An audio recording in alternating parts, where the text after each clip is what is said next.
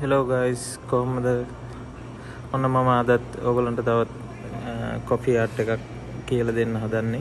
මේ ඇත්තටම ගොඩක් ස්තුතියි මගේ පළවෙනි වීඩියෝ එකට ගොඩක් හොඳ කමෙන්ට් වැටලා තිබුණා. ගොඩක් ලයික් වැටලා තිබුණා. ඒක නිසා මම හිතුවා තවත් කොෆි ආර්ට් එකක් ඔයගලන්ට කියලා දෙන්න. වෙනද වගේම අපි ඩබල් ෂොට් එස්ප්‍රෙසෝ එකක් ගන්න ඕන.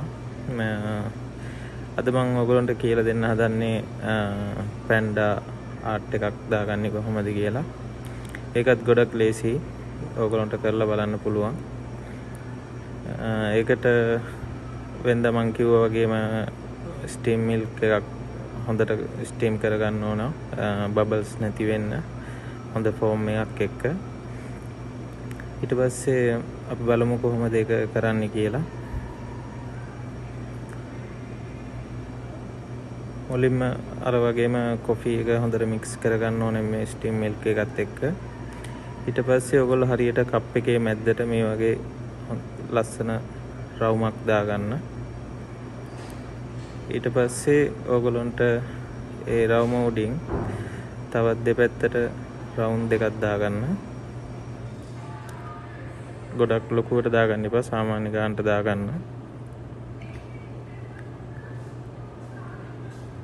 ඊට පස්සේ ඊට පල්ලෙහෙන් ඔයගලන්ට සාමාන්‍ය පොඩි බෝල ටිකක් වටේට දාගෙන ඉන්න.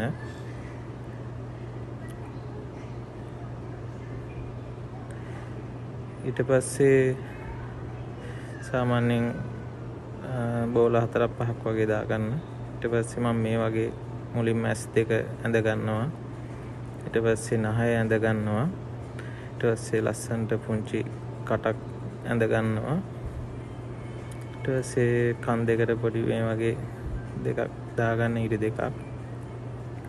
ඊට පස්සේ මේ පොඩි බෝල ටිකට හරි මැද්දෙන් මෙහෙම එක දිගට ඉරක් ඇඳගෙන එන්න. ඔන්න ඉතින් මගේ අන්තිමට ආපු කොෆි ආර්ට් එක, පැන්ඩා ලතේ ආර්ට් එක. ගොඩක් ලස්සනයි මේක. Thank you.